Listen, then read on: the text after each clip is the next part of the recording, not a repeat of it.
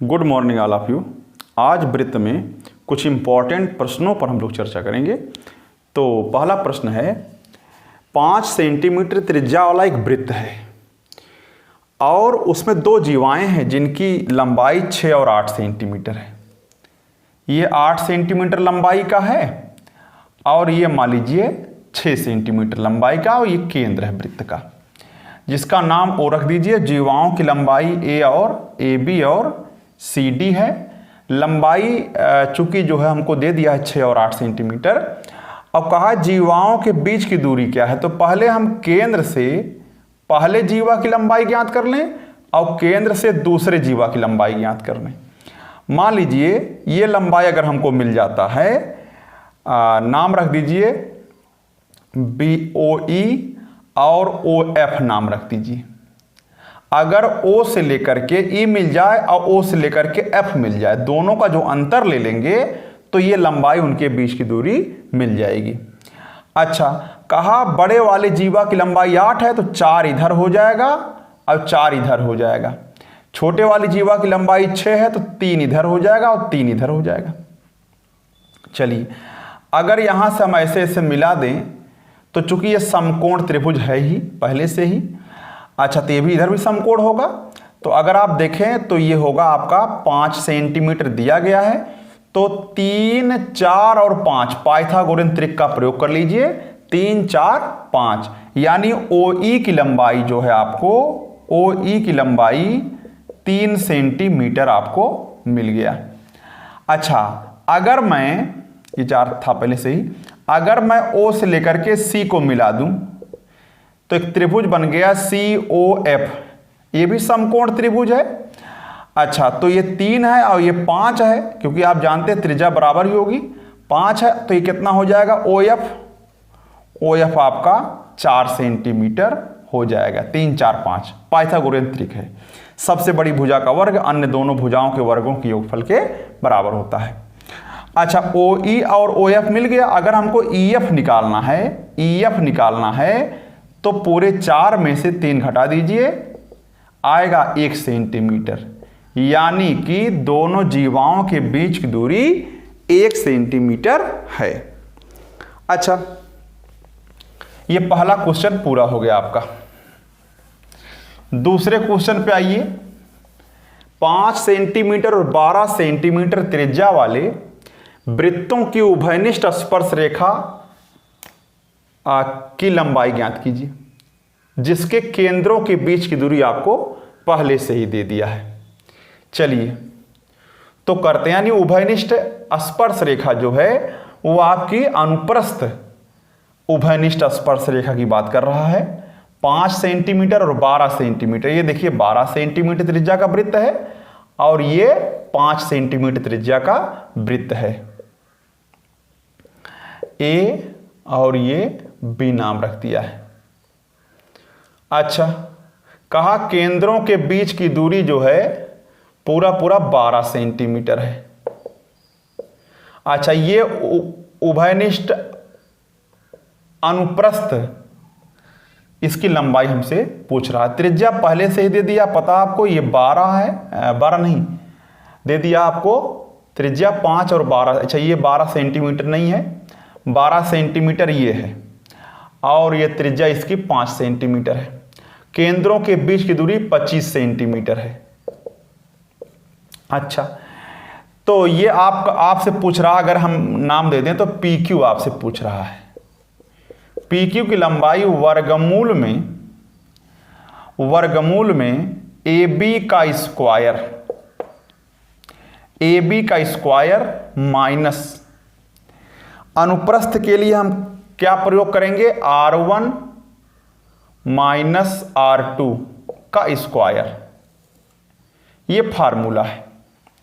अच्छा, तो PQ बराबर हो जाएगा, AB का मतलब हो गया 25 का square minus R1 minus R2, यानी हो गया आपका 12 में से 5 घटाइए उसका स्क्वायर कर दीजिए, तो ये हो गया 625 और 12 में से 5 घटाएंगे 7 से 49 हो जाएगा।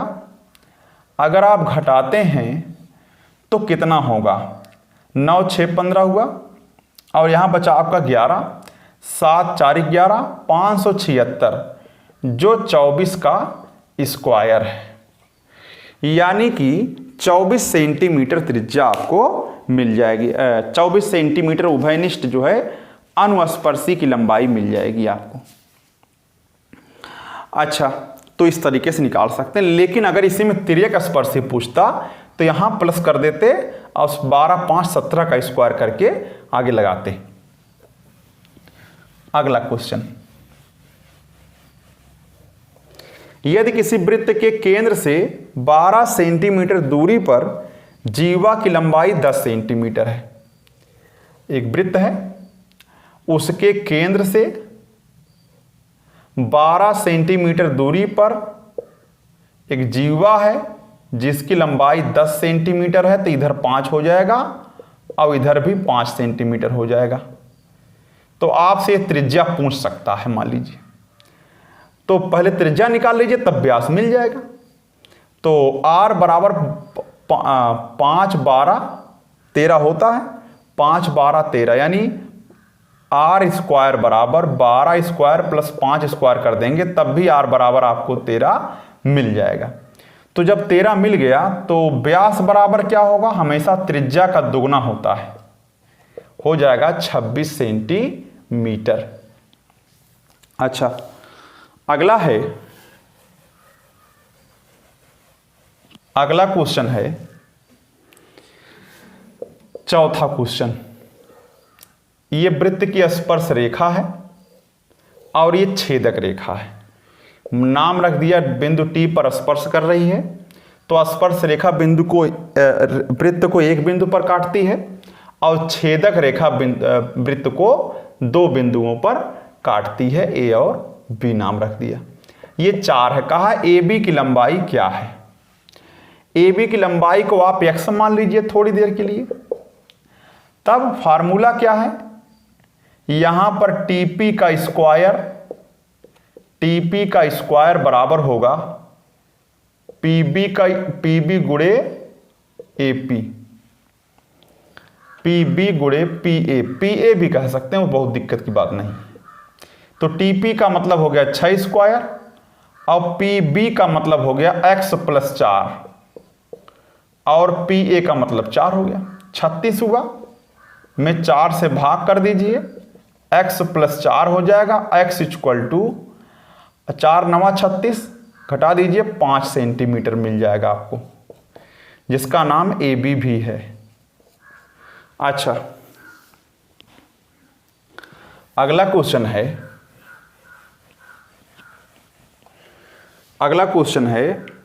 5वां क्वेश्चन है। एक ये वृत्त है और ये वृत्त का केंद्र है।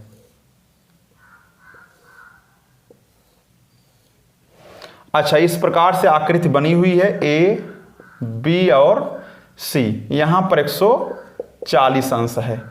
कहा इस x का मान निकालना है। तो सामान्य सी बात है, हमने आपको बताया था कि केंद्र पर बना कोण, अब देखिए चाप, ये बड़ा वाला चाप द्वारा केंद्र पर बना जो कोण होगा, ये वाला, वो यहां से हटा देते हैं, वो यहां कहीं लिख दे रहा हूं। ये वाला जो कोण है, इस वाले कोण का दुगना होगा ये। अगर 140 है तो 360 में से कितना बचा, 220 बचा। अब 220 का आधा होगा ये, x बराबर 220 का आधा कर देंगे तो 110 मिल जाएगा आपको। इस तरीके से आप काम कर सकते हैं। अगला क्वेश्चन है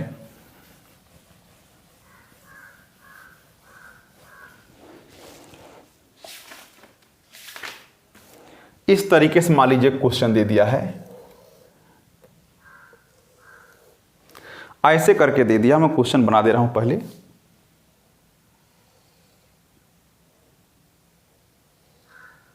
इस तरीके से बना दिया है और यहां पर 38 अंश दे दिया है, 38। नाम रख दिया है RS और यहां पर T है, O है, L है। आपसे पूछा है TOL, बृहत कोण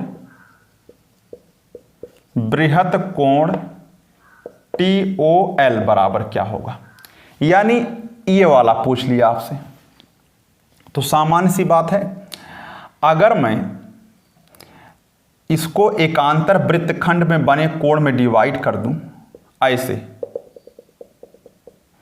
तो ये जो कोण होगा वो भी 38 अंश ही होगा। एकांतर वृत्तखंड के कोण बराबर होते हैं। अब अगर ये 38 है तो 38 दूना ये 74 हो जाएगा। किसी चाप द्वारा या जीवा द्वारा केंद्र पर बना कोण परिधि पर बने कोण का दुगना होता है। तो 38 अगर ये है तो ये भी 38 दूना 74 हो गया। अब हम पूरे 360 में से 74 घटा दीजिए, तो यहाँ 6 हो जाएगा और यहाँ बचा 5, 8, 7, 15। अच्छा, तो यहाँ पर बचा 286 डिग्री हो जाएगा आपका। अच्छा, अगला क्वेश्चन जरा देखते हैं। 38 दूना 76 होगा, यहाँ पर थोड़ा गलती हो गया है, 76 होगा, तो यहाँ 76 घटाना पड़ेगा, ठीक है ना। तो यहाँ 84 हो जाएगा, थोड़ी सी गलती हो गई, तो 38 दूना 76 होगा। अच्छा, एक क्वेश्चन और देख लीजिए।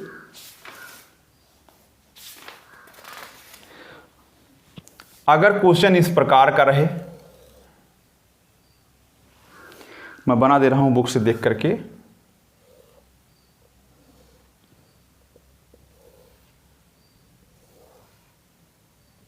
और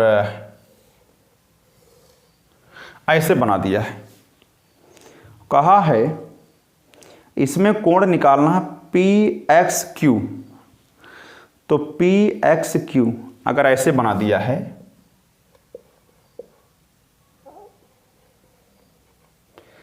PX और Q का मान हमको निकालना है। नाम रख दिया है O, इधर X डैश है, यहां पर T है, 64 अंश है। तो आपको PXQ के बारे में पूछा है कि कैसे मिल पाएगा। तो सामान्य सी बात है, ये कोण 90 त्रिज्या है ना ये, तो ये 90 अंश होगा, ये भी 90 अंश होगा, तो 90 90 180 हुआ। अब इन दोनों का योग 180 होगा, तो बताइए 64 में कितना जोड़ देगा 180 हो जाए। तो आप कोण POQ निकालने के लिए 180 में से 64 घटा दीजिए, तो 10 में से 4 घटाएंगे 6 होगा, यहां बचा 7, 1 हो गया, यानी 116 हुआ। अब ये 116 अंश मिल गया, तो इसी का आधा तो ये होगा, यानी कोण PX डैश Q इसका आधा होगा। तो हो जाएगा 116 का आधा कर दीजिए, 2 पचे 10 और 2 अठे 16, 58 अंश हो गया। अच्छा, 58 डिग्री हो गया। अब आप जानते हैं कि चक्रीय चतुर्भुज है, चक्रीय चतुर्भुज कौन कौन, PX डैश QX में, इसमें सम्मुख कोणों का योग 180 होगा। तो कोण PXQ बराबर 180 में से 58 घटा दीजिए, तो यहां हो जाएगा 2 और यहां बचा 7, 2 हो जाएगा, 122 अंश आपको मिल जाएगा। इस तरीके से कर सकते हैं।